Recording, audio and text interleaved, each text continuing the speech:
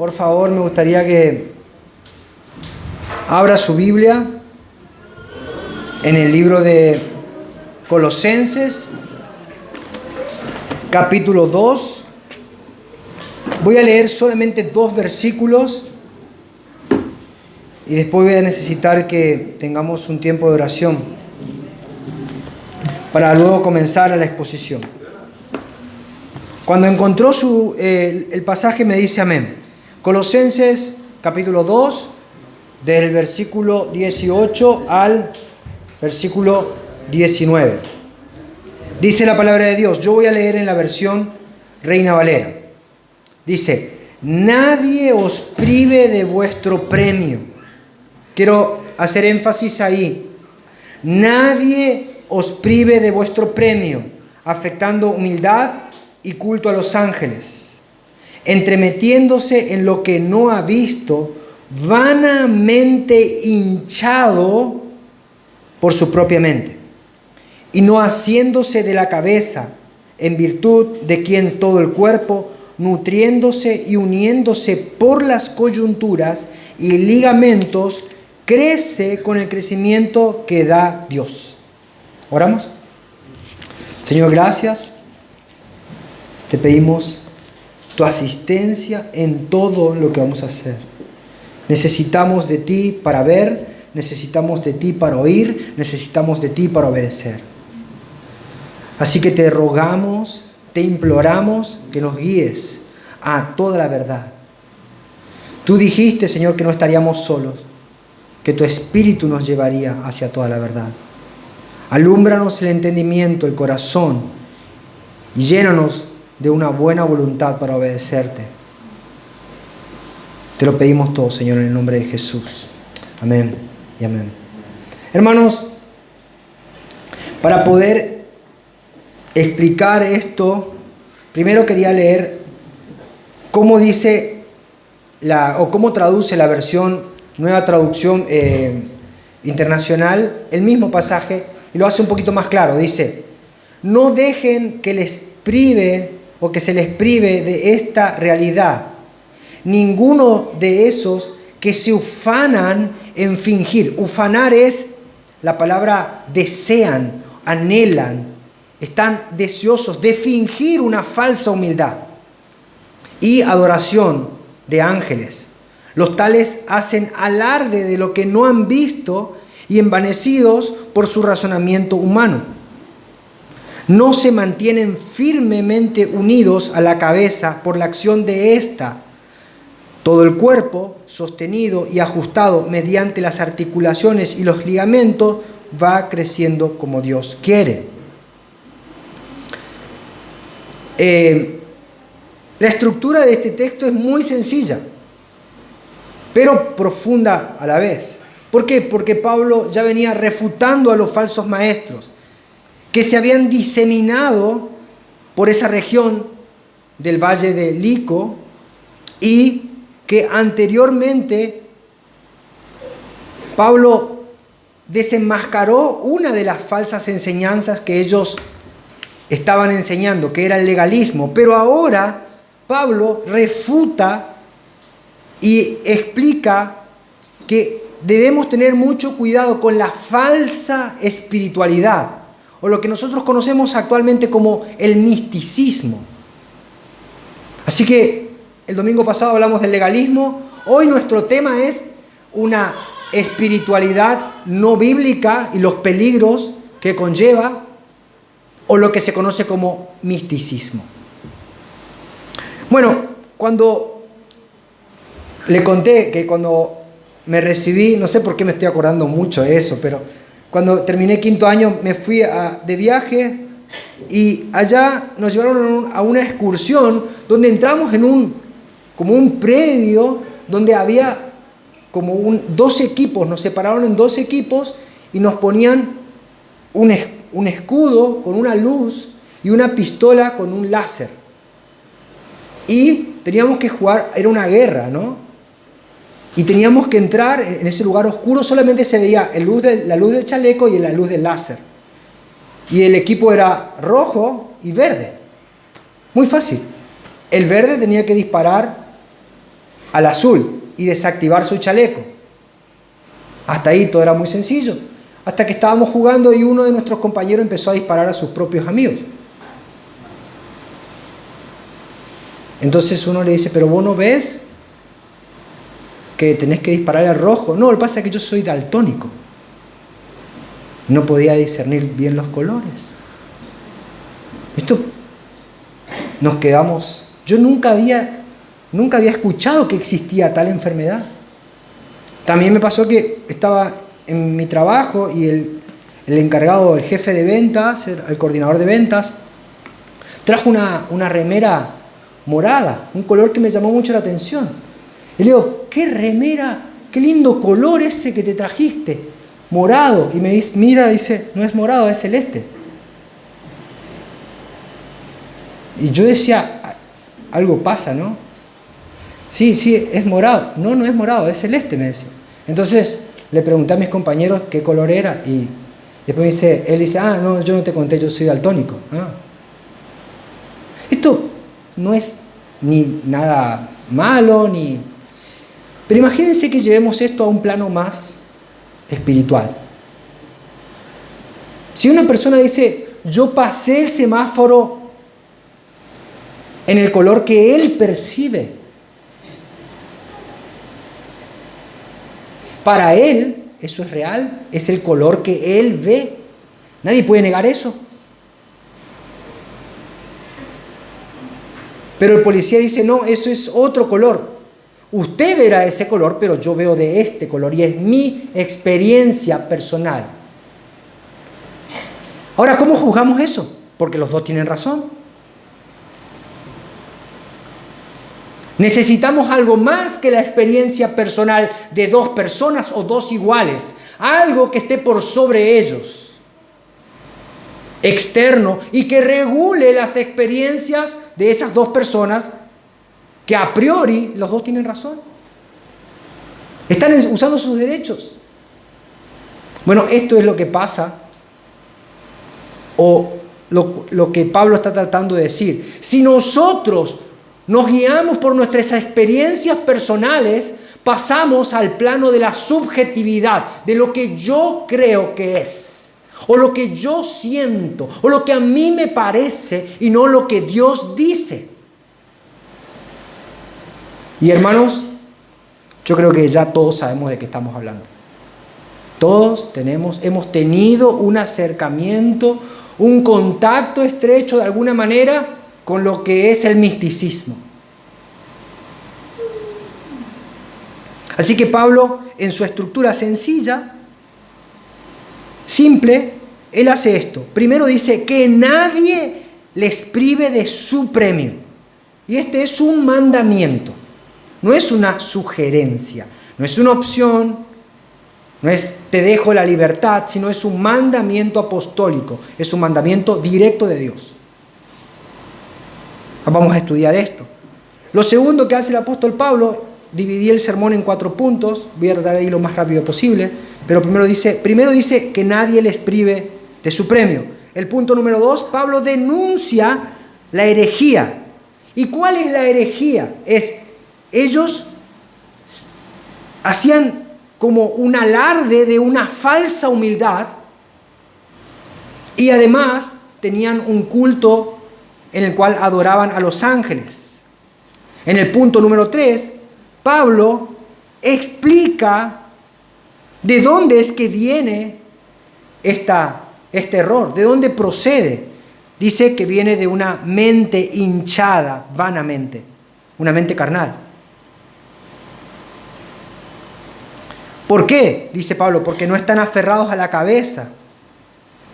Y no están aferrados a la cabeza, que es Cristo, y tampoco están aferrados a los medios que Cristo da.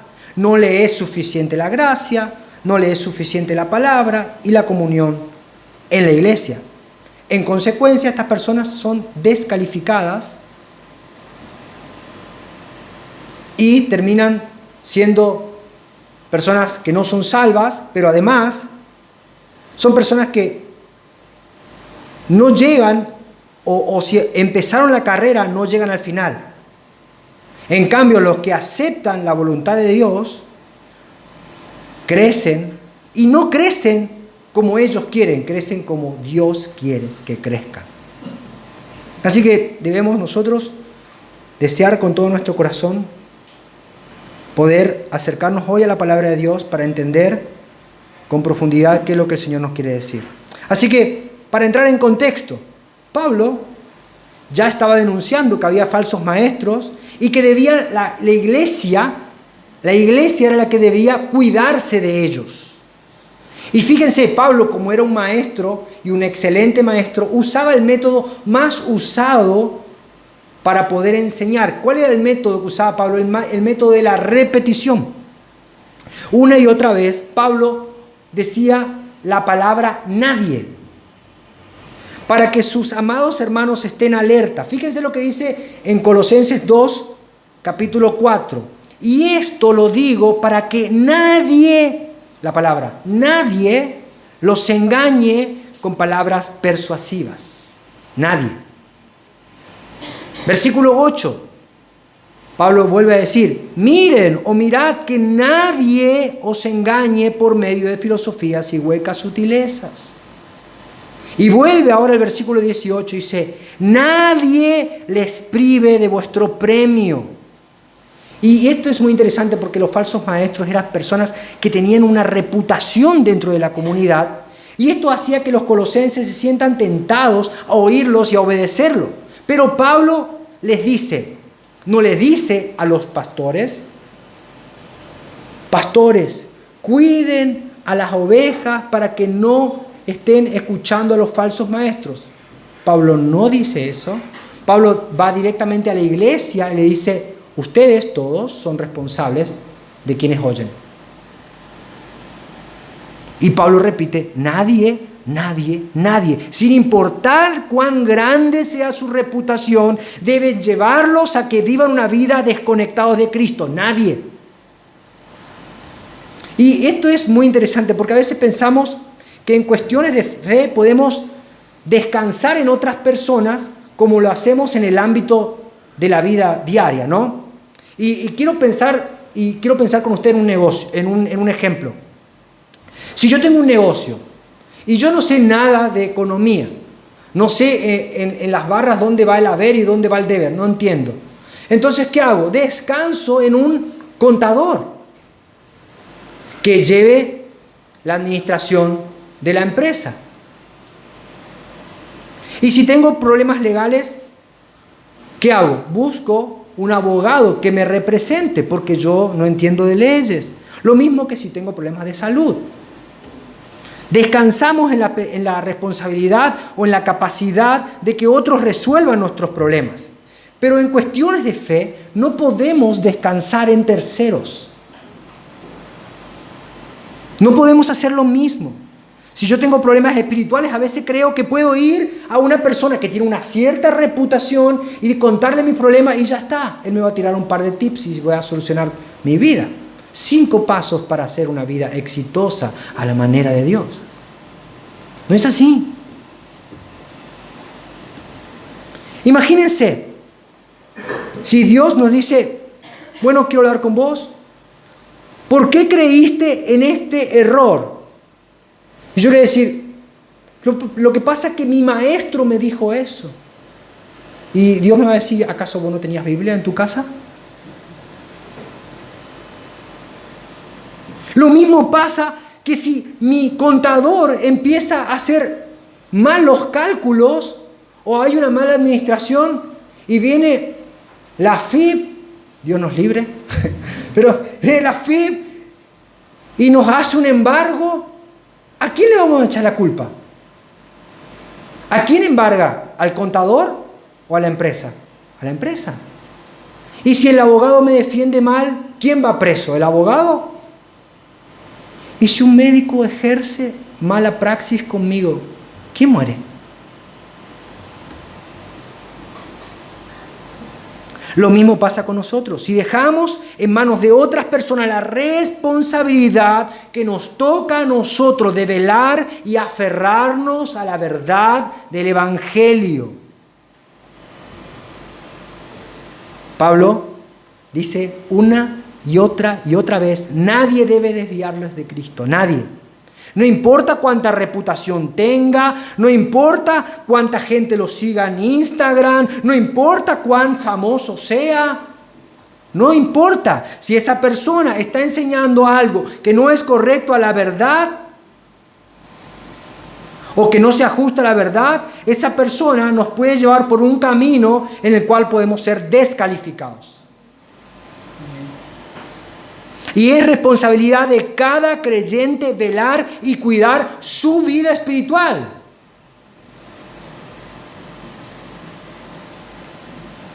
Así que nadie puede creer por mí, nadie puede madurar por mí, nadie puede obedecer por mí, tampoco nadie puede llevarme al error sin mi aprobación. Y Pablo es muy fiel a su estilo y con una manera muy sutil pone la responsabilidad sobre cada uno. Cada uno de nosotros vamos a dar cuenta delante de Dios. Y Pablo usa el ejemplo de una carrera. Y hay carreras en las cuales el corredor debe mantenerse en su carril, y si se sale del carril es completamente descalificado. Y no se le toma en cuenta nada del recorrido que hizo. Eso es lo que está diciendo Pablo. Eso es lo que está alertando. Si queremos extraer la primera enseñanza que Pablo nos está diciendo acá, es que no importa cuán renombrado sea el pastor o líder o youtuber al que dejamos que influencie sobre nosotros, siempre debemos juzgar lo que esa persona dice a la luz de la palabra. Siempre. Y recordamos, Pablo llega a Berea, él predica la palabra, pero los bereanos no dijeron sí, amén a todo lo que decía Pablo. No es así. Dice la Biblia en Hechos capítulo 17, versículo 11, que los bereanos, cuando escucharon la palabra, dice, recibieron la palabra con toda solicitud, Hechos 17, versículo 11, ¿y qué hicieron? Escudriñaron cada día las Escrituras para ver si estas cosas eran así.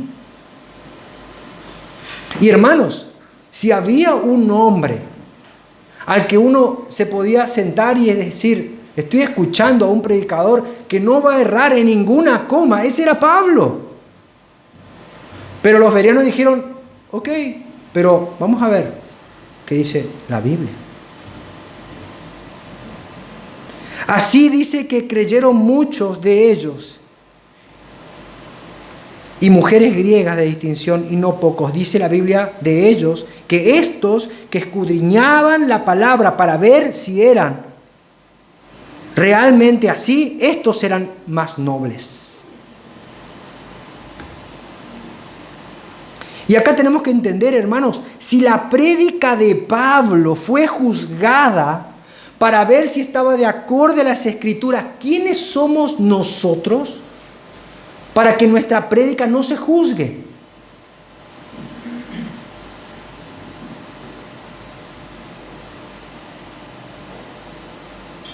Hoy tristemente la gente dice, tal maestro dijo esto, mi pastor dijo esto, el apóstol dijo esto, el youtuber dijo esto, pero no escucho que la gente diga, la palabra de Dios dice esto.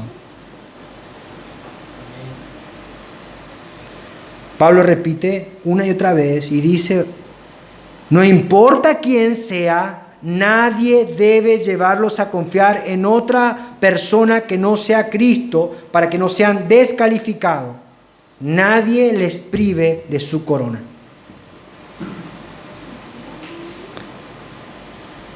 Usted vino aquí hoy a escuchar este sermón, pero este sermón no queda aquí. El miércoles otro predicador expone los mismos textos y las personas que tienen dudas preguntan y luego oramos sobre eso. Hermanos, No podemos caer en manos de una persona, de un ser humano carnal, que está propenso a tener su propia interpretación de la cosa.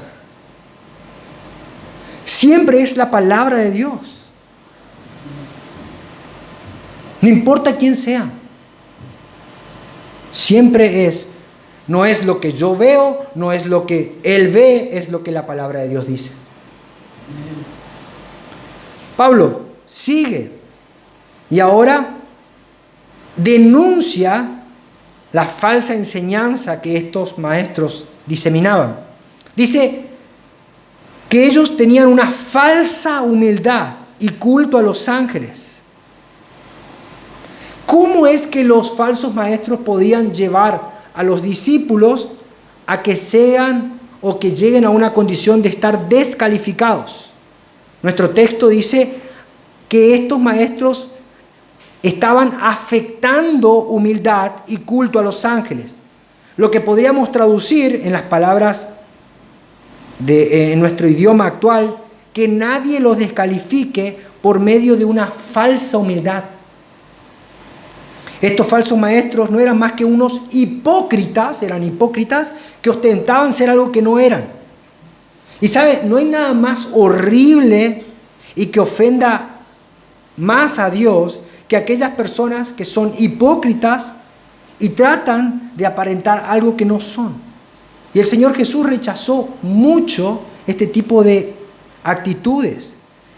¿Por qué? Porque ellos ostentaban una espiritualidad que no era tal. Esa falsa espiritualidad se aparentaba para obtener reconocimiento propio sobre sí mismo. Miren lo que dice Mateo capítulo 6. Mateo capítulo 6, el Señor está denunciando la hipocresía de la falsa humildad. Y fíjense cómo se manifestaba. El hipócrita o falso espiritual decía que oraba, daba y hasta ayunaba. Versículo 1 dice, el Señor hablando, Mateo 6, 1. Guardaos de hacer vuestra justicia delante de los hombres, para ser visto de ellos. De otra manera no tendréis recompensa de vuestro Padre que está en los cielos. Cuando pues des limosna, no hagas tocar trompeta delante de ti como lo hacen los hipócritas en las sinagogas y en las calles. ¿Y cuál era el fin? Para ser alabado por los hombres. Una reputación. Ah, este hombre es muy generoso. Falsa humildad al dar. Falsa humildad al orar. Versículo 5. Y cuando ores, no seas como los hipócritas, porque ellos aman el orar en pie en las sinagogas y en las esquinas de las calles. ¿Para qué? Para ser visto de los hombres. Ah, este hombre, qué orador que es. Ah, cuánto ora. De cierto les digo que ya tienen su recompensa. Falsa humildad al ayunar. Versículo 16. Cuando ayunes, no seas austero como los hipócritas, porque ellos demudan sus rostros para mostrar a los hombres que ayunan. Estos falsos maestros andaban mostrándose o hacía que la gente mire qué buena gente que son. Ah, qué tremendo. Cómo ora, cómo da y cómo ayuna. No hay nada más chocante que una falsa humildad. Dime de qué presumes y te diré de qué careces.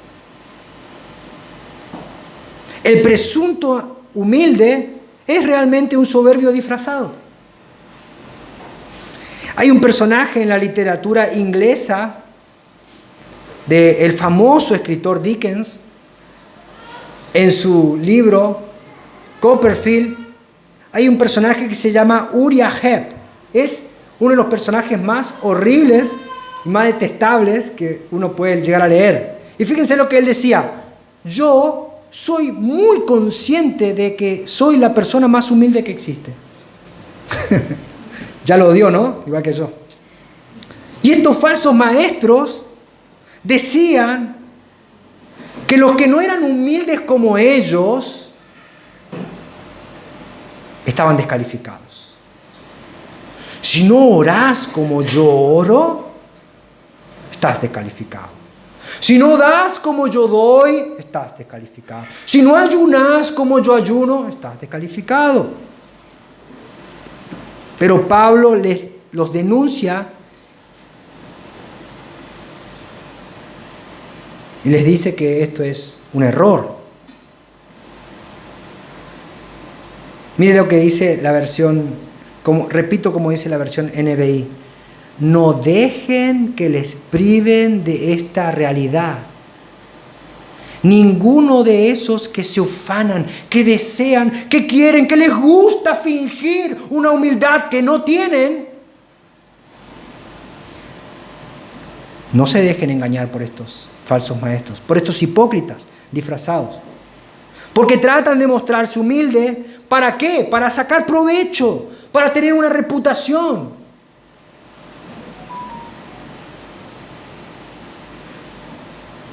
Jesús dijo: tienen sin duda apariencia de piedad, pero son sepulcros blanqueados. Y en el versículo 23 de nuestro texto de Colosenses, fíjense lo que dice Pablo: estos tienen sin duda apariencia de sabiduría, y con su afectada apariencia, una apariencia disimulada de afectada piedad, falsa humildad y severo trato del cuerpo, pero de nada sirve frente a los apetitos de la naturaleza pecaminosa. Pablo le dice: esta apariencia y esta reputación que obtienen es todo lo que van a lograr. No pueden hacer nada más. Así que es muy interesante, ¿no? Pablo les denuncia y describe una característica de cómo es un falso maestro. Un falso maestro hace que dejen de mirar a Cristo y miren hacia Él, para que la gente quede admirada. ¡Ah, qué buen hombre es! ¡Oh, cuánto da! ¡Qué generoso! ¿Y cómo ayuna? ¿Voy a escucharlo? No voy a poner ningún reparo en lo que dice. Voy a aceptar todo lo que me enseñe. Ahora, ¿cómo se conecta la humildad con la adoración a los ángeles? Yo me pregunté, ¿no? ¿Cómo está conectado la humildad, afectaban humildad y culto a los ángeles? En el texto no está, pero hay muchos comentaristas que han sugerido, y a lo largo de la historia también, los que nos llegan de la historia de la iglesia, decían que estos hombres se mostraban tan humildes, ellos decían: yo soy tan indigno que ni siquiera puedo presentarme delante de Dios. Así que soy tan humilde que no me voy a presentar delante de Dios, así que invoco a un ángel para que Él se presente delante de mí. ¿Ve la conexión? Ellos decían: yo no puedo porque soy humilde y porque soy un pecador. No voy a presentarme delante de Dios, pero voy a invocar a otro que me represente. Así es que la falsa humildad se conectaba con la idolatría. Y esto es algo que muy temprano la iglesia rechazó, ya que es un pecado. Mire lo que dice la Biblia, Apocalipsis 2, 22, versículo 8. Y yo, dice, Juan, soy el que oyó y vio estas cosas. Y después que las hube oído y visto, me postré para adorar a los pies del ángel que me mostraba estas cosas. Pero él me dijo: mira, no lo hagas, porque yo soy consiervo tuyo, de tus hermanos los profetas y de los que guardan la palabra de Dios. De este libro, adora a Dios. Es un pecado invocar a otro para que medie entre Dios y yo. Hubo una reunión que se conoce como Sínodo de la Odisea en el año 363, que es la ciudad vecina a Colosas, y la reunión de las iglesias llegó a una máxima, y ellos decían esto: es un pecado para el cristiano abandonar la iglesia de Dios y apartarse para invocar a los ángeles. Muy temprano la iglesia se opuso a esto.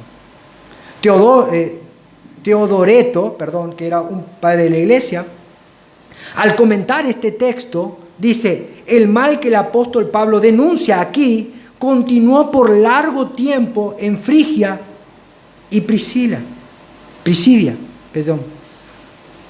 Ireneo, en su carta contra las herejías en el año 182, al 188 después de Cristo, vivió este hombre, da a entender claramente que el culto que se brindaba a los ángeles era algo que muy tempranamente surgió dentro de la iglesia, pero él decía que esto no debía ser así. En cambio, la iglesia rechazaba esto y denunciaba esto. Fíjense lo que dice Ireneo. Ella, la iglesia, tampoco lleva a cabo ninguna cosa por medio de invocaciones a los ángeles, o por encantamientos, o por cualquier otro arte malvado. Por el contrario, la iglesia dirige sus oraciones al Señor que creó todas las cosas, e invocando el nombre de nuestro Señor Jesucristo, ha tenido por costumbre hacer milagros para el bien de la humanidad, en vez de guiar a los hombres al error. Y es un error buscar un mediador entre Dios y los hombres que no sea Jesucristo. Primera de Timoteo capítulo 2 versículo 5. Porque hay un solo Dios y un solo mediador entre Dios y los hombres, Jesucristo hombre. Y este es el error, el mismo error que comete la falsa iglesia católica. Ellos dicen: yo soy muy pecador para acercarme a Dios, así que busco a María para que ella sea el camino hacia Dios. Por eso los eslogans de las iglesias, de las falsas iglesias católicas, dicen: por María a Jesús. Cristo es el único mediador entre Dios y los hombres, y cada uno de los hombres y mujeres de este mundo debe presentarse delante de Dios en Cristo. Así que Pablo los denuncia. Pero además de denunciar este error, la falsa humildad y el culto a los ángeles, él dice: ¿cómo es que surge? ¿Cómo llegaron ahí? ¿Nunca se preguntó? Cuando la señora llama al 911 y dice: señor policía, necesito ayuda, tengo mi gato arriba del árbol, no lo podemos bajar. La pregunta que sigue es: ¿cómo llegó el gato ahí? ¿Cómo es que llegaron estos hombres a ese lugar? Pablo dice: se meten en cosas que no han visto. La expresión del original es: no entienden, no comprenden lo que están diciendo, no han tenido un contacto directo con la verdad. Por eso dicen esto. Y además dice: están vanamente hinchados. Me gusta la expresión de la traducción literal. Esta palabra vanamente hinchados, literalmente es hinchados como un sapo lleno de aire. Sí, es muy fuerte. Y dice: ¿por qué? Porque tienen una mente carnal. ¿Y cómo es la mente carnal? La mente carnal no acepta la voluntad de Dios. No acepta la Escritura. Ellos pensaban que podían entender algo fuera de lo que está escrito. Y este es el pecado que lleva al error.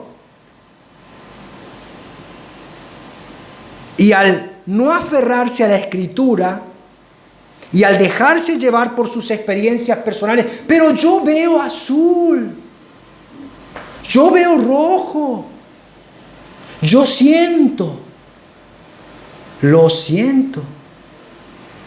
Si no está escrito, no debemos dejarnos.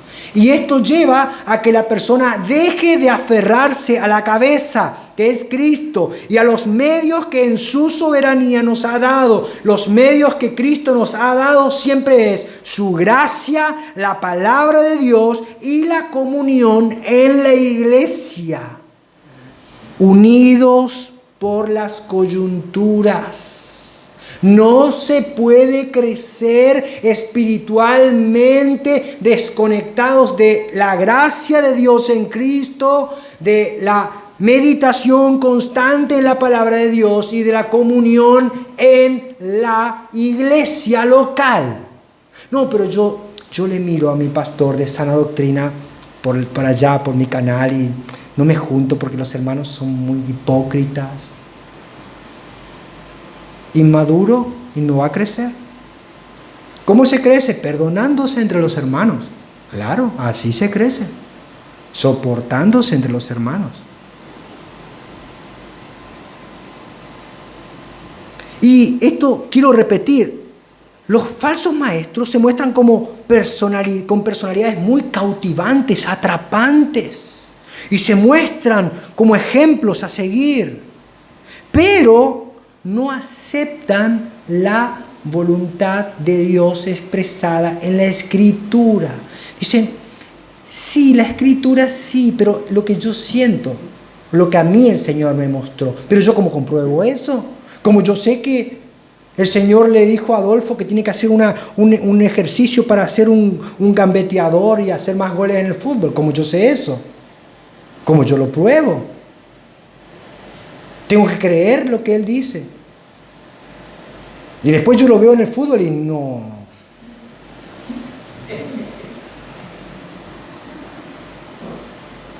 Y entonces tenemos que tener cuidado, porque el legalismo dice que tengo que cumplir toda la ley para ser salvo. Eso es un error, porque Cristo cumplió la ley. Y yo no estoy sin ley, sino que estoy sujeto a Cristo. Yo no soy salvo por la obediencia mía, sino por la obediencia de Cristo. Pero el místico dice que no necesita la palabra de Dios, porque cree que él puede conocer a Dios a través de una experiencia personal que le hará entender quién es Dios. Esta es la espiritualidad no bíblica, esto es misticismo y esto es tener una mente hinchada como un sapo.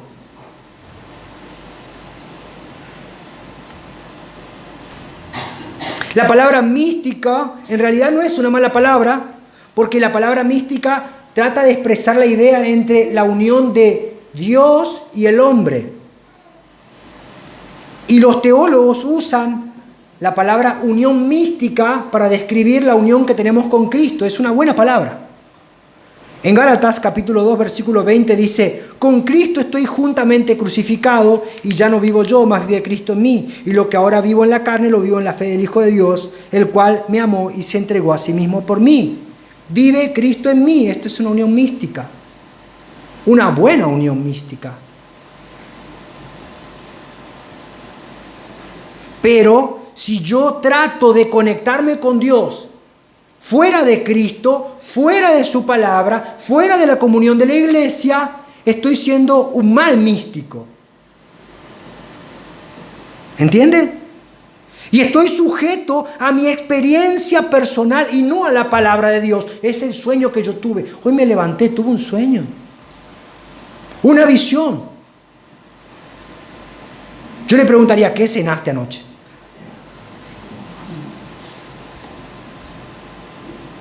Y históricamente los que más diseminaron esta práctica de misticismo, del error fueron los anabaptistas. Si usted quiere puede googlearlo y estudiar.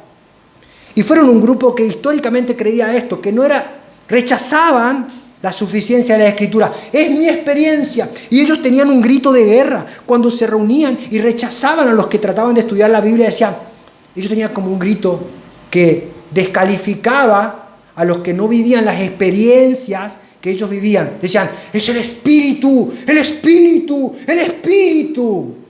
Decían, no estudies la Biblia, es el Espíritu el que te va a revelar todo. Y ¿sabe qué, hermano? El ser humano tiene la tendencia a querer vivir experiencias.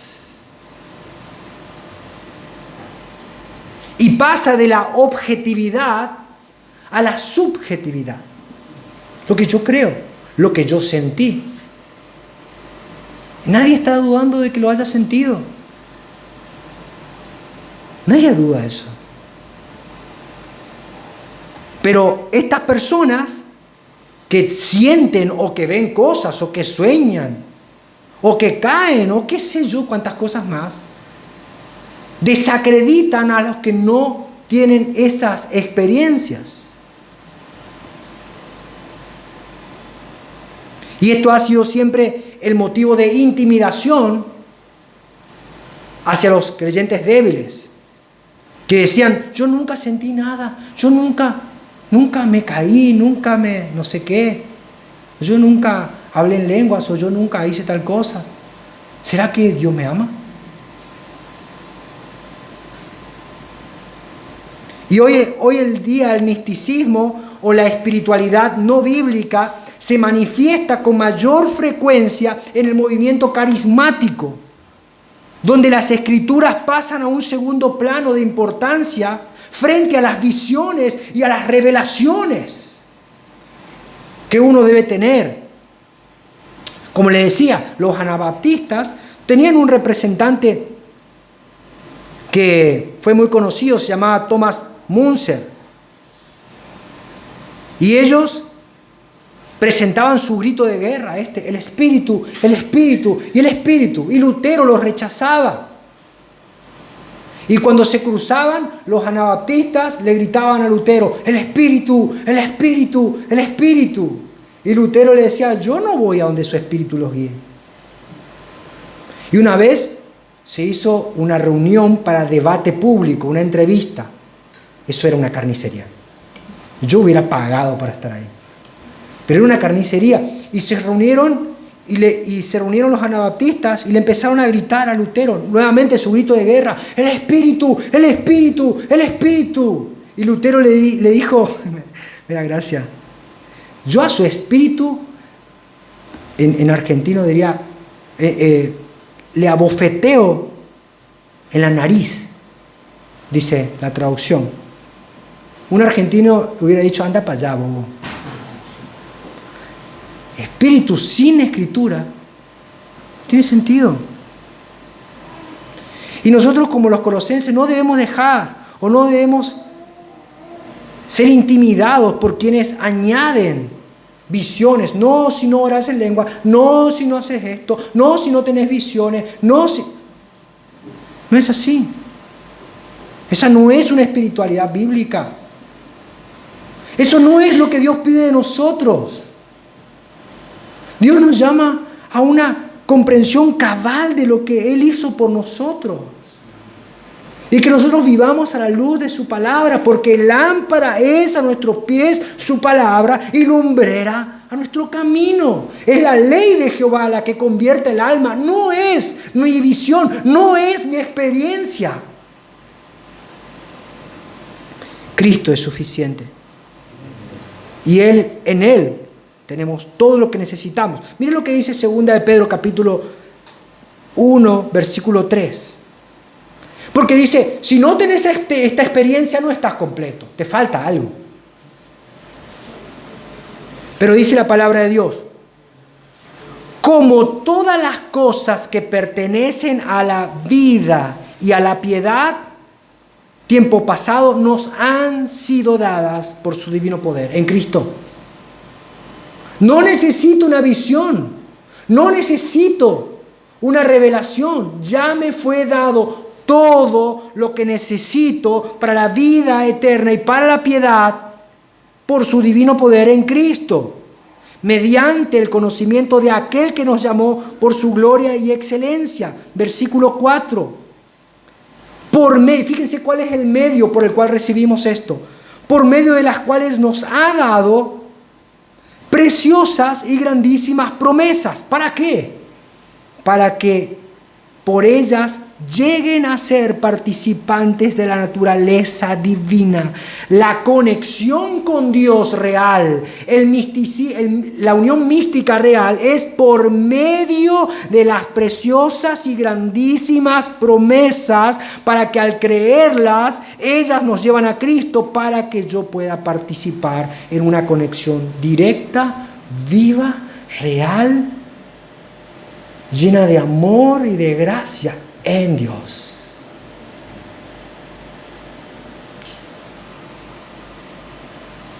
¿Lo ve? ¿Lo ve? Es muy claro. Nosotros llegamos a tener una unión con Dios sana y espiritualmente bíblica solo a través de la palabra de Dios.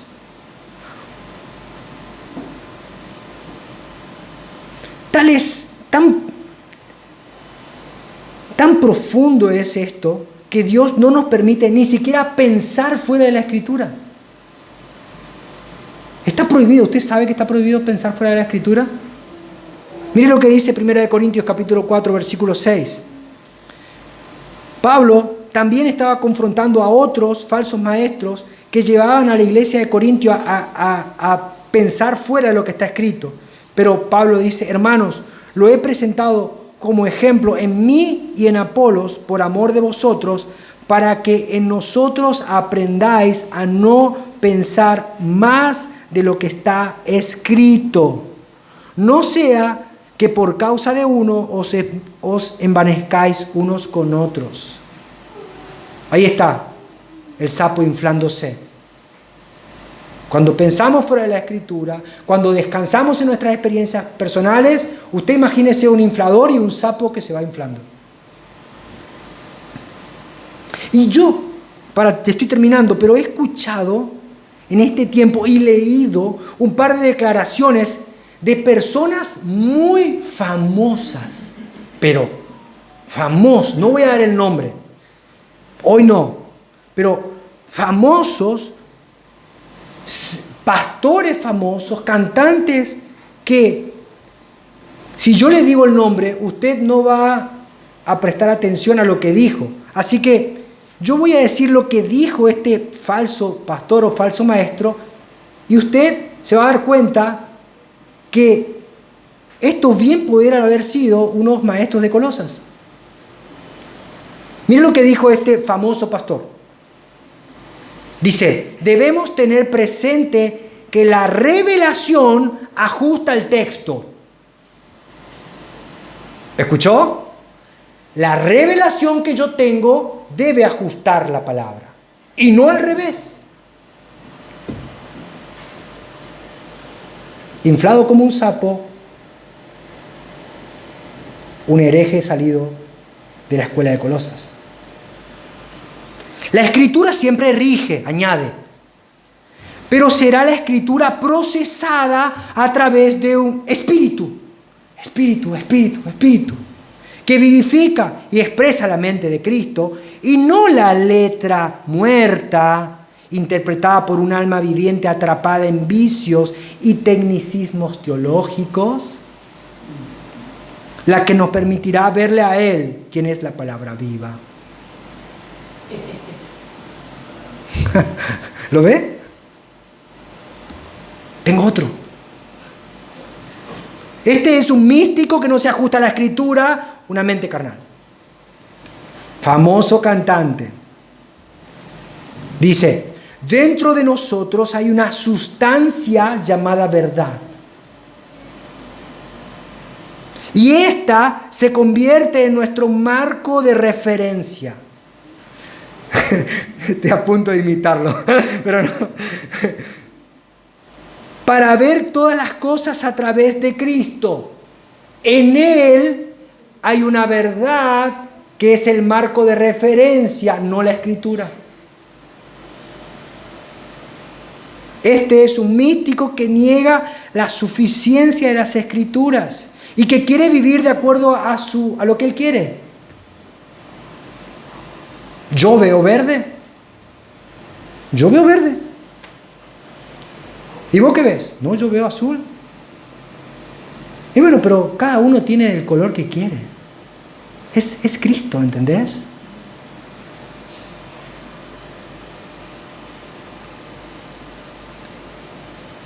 ¿Qué estamos mirando nosotros? ¿O qué pretendemos del Evangelio? ¿Que el Evangelio se ajuste a lo que yo quiera? ¿O el Evangelio debe hacer que nosotros nos ajustemos a la voluntad de Dios? ¿Qué queremos? Debemos tener mucho cuidado de qué evangelio estamos escuchando, porque el cantante va a marcar tu manera de pensar y vos vas a terminar pensando como él. Pero canta re lindo, sí, pero es un hereje.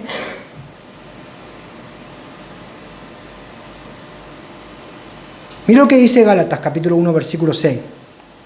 Estoy maravillado, decía Pablo, de que tan pronto os hayáis alejado del que los llamó por la gracia de Cristo para seguir un evangelio diferente. No que haya otro, sino que hay algunos que son famosos y que pervierten el evangelio de Cristo. Más Pablo dice, más si aún nosotros o un ángel o el cantante enmascarado o vaya uno a saber quién anuncia otro evangelio diferente del que hemos anunciado, sea maldito. Maldito. Como antes hemos dicho, también ahora lo repito, si alguno predica un evangelio diferente del que habéis recibido, sea maldito. Ahora, en resumen, mi argumento para usted es: ¿a quién usted le dio la tutela de su alma?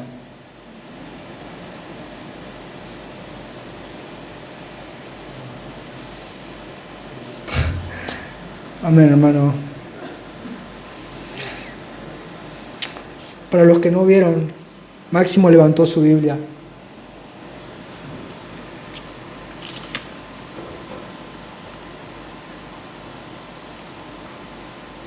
Nosotros somos responsables de nuestras almas. Y debemos velar a la luz de la verdad para permanecer aferrados a Cristo. Y si nuestra espiritualidad está basada en experiencias personales que hayamos tenido, estamos cayendo en un error. No estoy negando que hayas tenido experiencia con Dios, pero es tu Biblia la que va a marcar cómo es que debes relacionarte con Dios. Es por medio de la palabra de Dios, la oración y la iglesia. Es imposible crecer sin tener comunión con los hermanos. Si realmente queremos crecer, debemos, como dice nuestro texto, asirnos, tomarnos de la cabeza que es Cristo. ¿Por qué? Porque en Cristo todo el cuerpo no es un crecimiento individual, es un crecimiento grupal. Todos debemos aferrarnos a Cristo y nutrirnos y uniéndose por las coyunturas y los ligamentos. El hermano me va a nutrir y yo voy a nutrir a mi hermano. Y así voy a crecer, porque dice nuestro texto, este es el crecimiento que Dios da. Algunos piensan que pueden vivir en claustros, encerrados entre libros y orando. Ascetas, negándose a comer, negándose a mirar, negándose a escuchar. Porque creen que van a tener un desarrollo individual con Dios, y esto no es así. El desarrollo y el crecimiento que Dios da, nos da en la comunión y en la vida de la iglesia.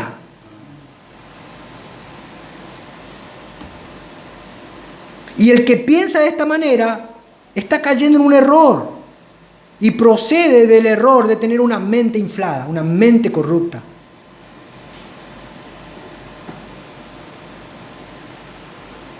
Ahora yo cierro con estas preguntas. ¿Cómo te definirías a ti mismo? ¿Eres una persona espiritual? ¿Basas tu desarrollo en una vida de fe en Cristo? ¿Te aferras a su palabra? ¿Tratas de vivir en comunión con la iglesia? La pregunta que debemos hacernos todos es, ¿estamos creciendo?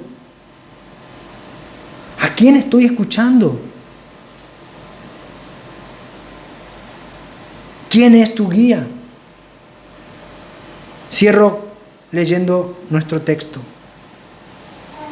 Nadie os prive de vuestro premio, afectando humildad y culto a los ángeles, entremetiéndose en lo que no ha visto, vanamente hinchado por su propia mente carnal, y no haciéndose de la cabeza, en virtud de quien todo el cuerpo, nutriéndose y uniéndose por las coyunturas y ligamentos, crece con el crecimiento que da Dios. Oramos.